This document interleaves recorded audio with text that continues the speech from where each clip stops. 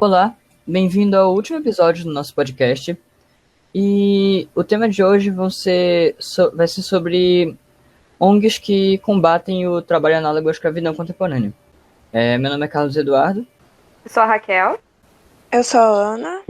E eu sou a Marinês. Antes de falarmos sobre as ONGs, nós vamos falar um pouco sobre alguns tratados internacionais que auxiliam e guiam a luta contra o trabalho escravo.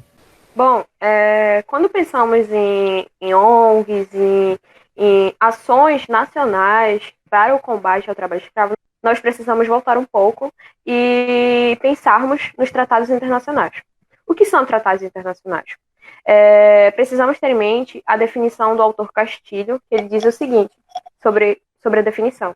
Tratados são acordos internacionais concluídos por escrito entre Estados e regidos pelos direitos internacionais. Eles são, por excelência, expressões de consenso. Entretanto, podem criar obrigações legais para os Estados soberanos, quando aceitam e comprometem-se a cumpri-las e respeitá-las. Bom, a concretização dos direitos humanos foi obra do constitucionalismo no final do século XVIII, que organizou a esfera pública com base na liberdade e na igualdade entre os cidadãos. A partir disso, a criação da ONU favoreceu extraordinariamente a edificação de um sistema internacional de proteção dos direitos humanos. A promulgação da Declaração Universal dos Direitos do Homem, em 1948, inaugurou a fase de positivação e universalização dos direitos humanos a partir daí. A partir daí, tornou-se possível, no plano internacional, através de tratados multilaterais, adotar medidas concretas de proteção aos direitos humanos, respeitando a soberania dos países e, ainda assim, colocando a dignidade da pessoa humana em primeiro plano. Bom, a partir da criação da ONU, a promulgação da Declaração Universal dos Direitos do Homem, houve a criação da Organização Internacional do Trabalho, que no caso, trazendo mais para o nosso tópico, né, sobre o trabalho escravo contemporâneo, houve a criação de uma Organização Internacional do Trabalho, que é uma agência especializada na Organização das Nações Unidas, que tem por missão promover oportunidades para homens e mulheres, para que homens e mulheres possam ter um trabalho decente. Bom, a partir da criação da OIT, a partir da criação da ONU, a Declaração dos Direitos do Homem e do Cidadão e a criação da OIT, muitos avanços foram conquistados para o combate ao trabalho escravo contemporâneo, para a possibilidade de igualdade entre o homem e a mulher no âmbito trabalhista e, enfim. Um importante passo para o combate ao trabalho forçado foi a assinatura da Convenção número 29 da OIT de 1930. Ela definiu que, sob o caráter de lei internacional, o trabalho escravo, como todo trabalho ou serviço exigido de uma pessoa sobre a ameaça de sanção e para a qual não se tenha oferecido espontaneamente ou para a qual a pessoa não tenha se oferecido espontaneamente. Também cita-se o Pacto Internacional dos Direitos Civis e Políticos, adotados pela Assembleia Geral da ONU em 1966, que diz no seu artigo 8, no seu inciso 1º, que dispõe-se o seguinte: ninguém poderá ser submetido à escravidão, e o trabalho e o tráfico de escravos em todas as suas formas ficam proibidos. E aí, em seu inciso 2º, ninguém poderá ser submetido à servidão. E trazendo um pouco mais para o nosso continente, para o continente americano, faz-se necessário citar a Convenção Americana sobre Direitos Humanos, que é o Pacto São José da Costa Rica, de 1969, que foi ratificada pelo Brasil apenas em 92, no qual os signatários firmaram um compromisso de repressão à servidão e à escravidão em todas as suas formas. Ou seja, esses foram tratados internacionais que foram adotados, que foram assinados pelos países parceiros, né, que em conjunto trabalham para o combate e a erradicação do trabalho escravo e todas as suas formas de desigualdade. Isso. Agora, entrando na parte das ONGs, eu vou falar um pouco sobre o Instituto Ethos. Ele foi criado em 1988 por um grupo de empresários e executivos da iniciativa privada como uma organização de conhecimento e troca de experiências com o objetivo de desenvolver ferramentas para auxiliar as empresas a analisar suas práticas e ter um compromisso maior com a responsabilidade social e o desenvolvimento sustentável. A missão do Instituto Ethos é mobilizar, sensibilizar e ajudar as empresas a gerir os negócios de uma forma socialmente responsável. É importante falar também que esse instituto ele possui uma carta de princípios, que são a primazia da ética, responsabilidade social, a confiança, a integridade, a valorização da diversidade, o diálogo com as partes interessadas, transparência, marketing responsável, interdependência e comunidade de aprendizagem. As áreas de atuação do Instituto são, obviamente, direitos humanos, a integridade e o meio ambiente e também a gestão sustentável. Dentro da parte de direitos humanos, suas áreas de atuação são a coalizão empresarial para a equidade racial e de gênero,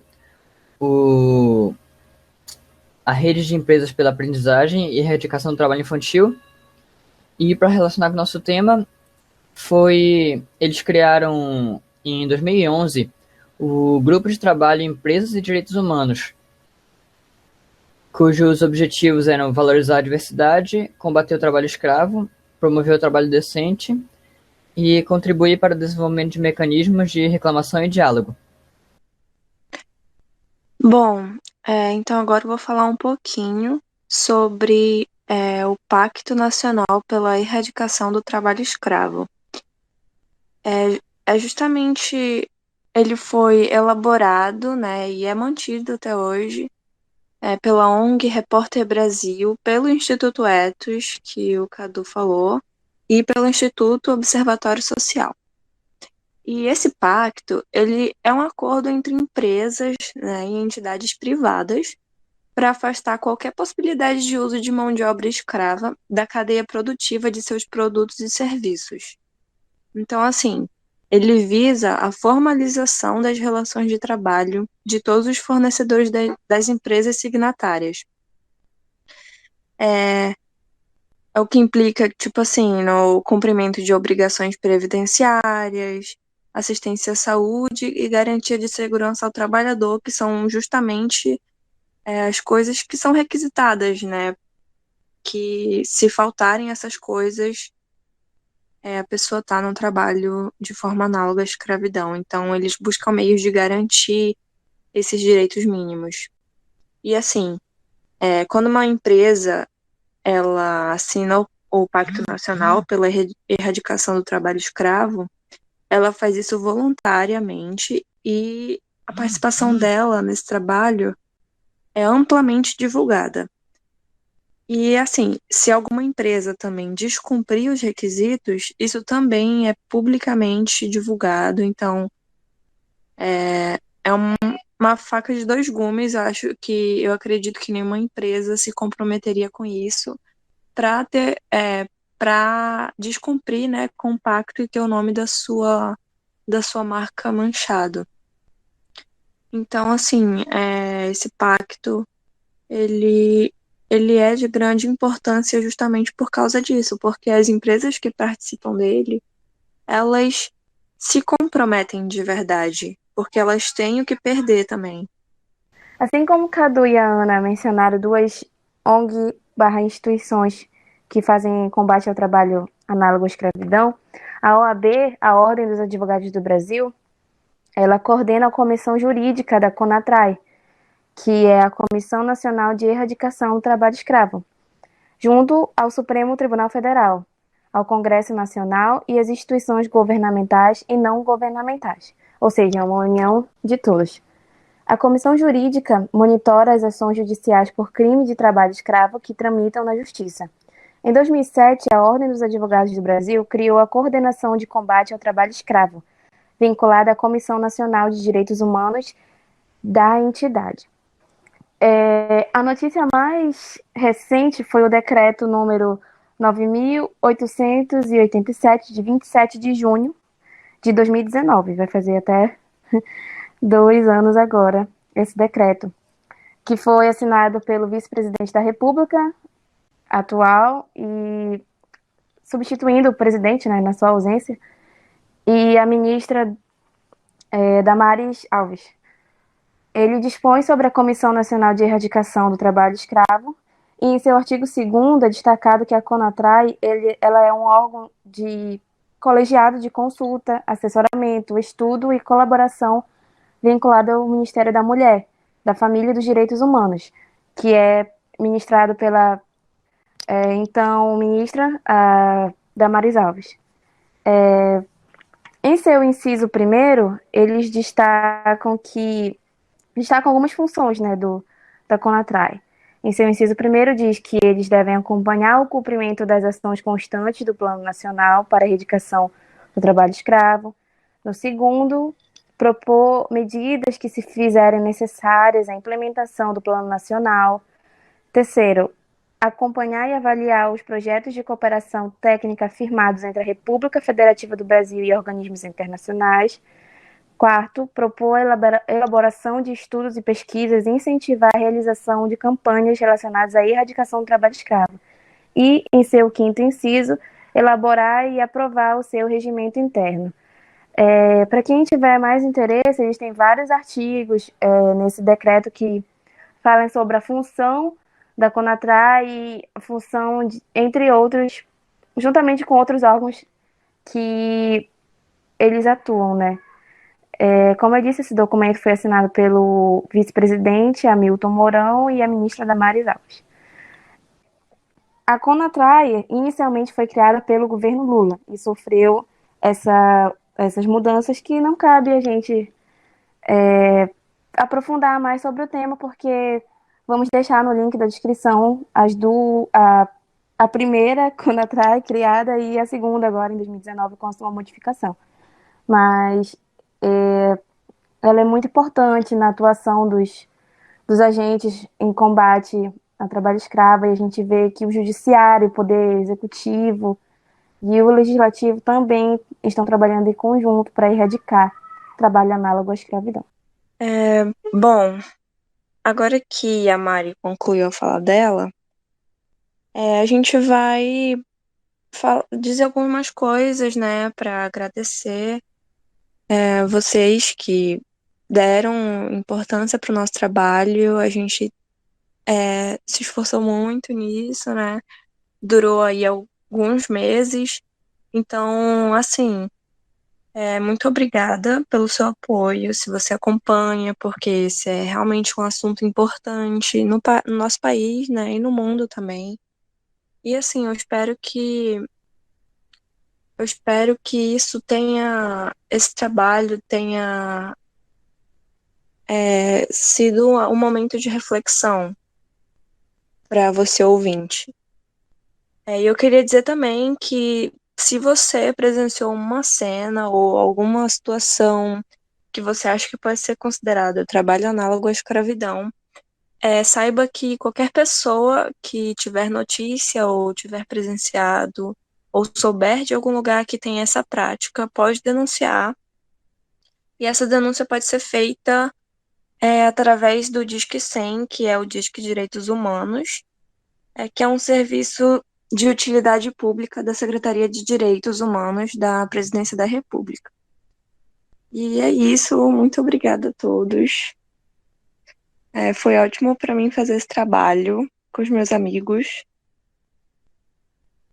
Porque eu também aprendi muita coisa, né? E é satisfatório saber que a gente ajuda também outras pessoas a saberem um pouco mais sobre essa situação. Então, como a Ana já falou, eu espero que todos tenham gostado de ouvir ou assistir e que tenha sido importante para refletir sobre essa realidade que como a gente falou lá no primeiro episódio, não é, não é uma coisa que pertence apenas ao passado, ainda tem muita consequência e muito grave nos dias de hoje. É isso, a gente só agradece por tudo que a gente aprendeu fazendo esse trabalho também e Bom, primeiramente eu quero agradecer a todos que nos acompanharam até aqui, que se inscreveram, que deram joinha nos vídeos, que deram uma moral para o nosso trabalho, porque foi um trabalho difícil de fazer. Nós precisamos estudar muito para poder repassar essas informações para vocês. Nós abordamos diversos temas, nós abordamos a evolução do trabalho escravo, o trabalho escravo no campo, o trabalho escravo nas indústrias de moda, trabalho infantil, a mulher, o papel da mulher no mercado de trabalho.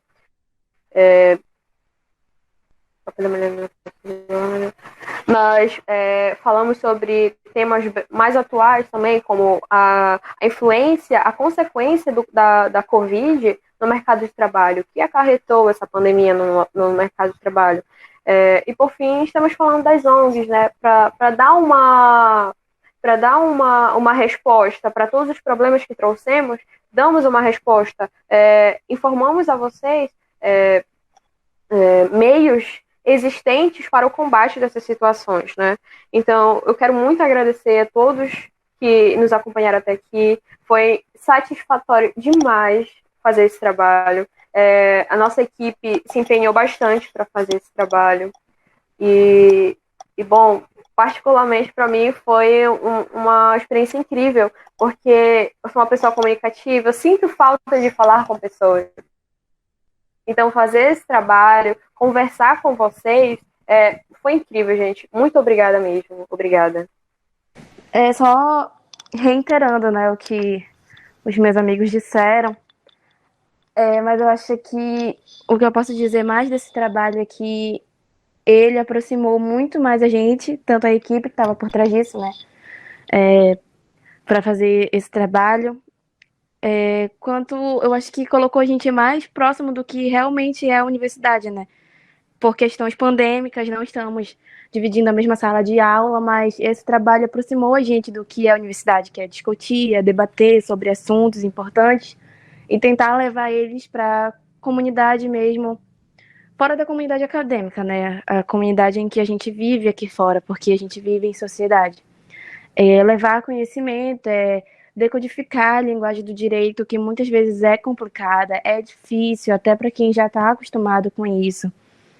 E poder expor que as pessoas têm direitos, que as pessoas não têm, às vezes, noções de que elas possuem esses direitos e que a gente precisa lutar para mudar essa situação do trabalho análogo à escravidão, como o Cadu disse, não é de hoje isso, e ainda não mudou, mesmo após tantos anos, a gente pensa que como foi abolida a escravidão e que situações análogas a elas não existem. Então, foi um trabalho para a matéria de Direitos Humanos, sob a orientação da professora Paula Arruda, na Universidade Federal do Pará, no curso de Direito. E aprendemos demais, demais mesmo, mudamos a nossa própria visão do que é direitos humanos, do que é o trabalho, a importância do trabalho para a sociedade, eu acredito que seja a base da sociedade, mas sem colocar estereótipos nele, como se todo o trabalho fosse produzido, oferecido de forma digna, porque muitos isso não ocorre. E, bom, eu acho que a gente pode encerrar por aqui. Foi muito importante a experiência do podcast, talvez a gente volte, não se sabe, mas esse projeto para a matéria de direitos humanos se encerra aqui. Muito obrigada pela participação de vocês. Eu espero que a gente cada um possa fazer a sua parte para mudar a realidade que a gente ainda vive hoje.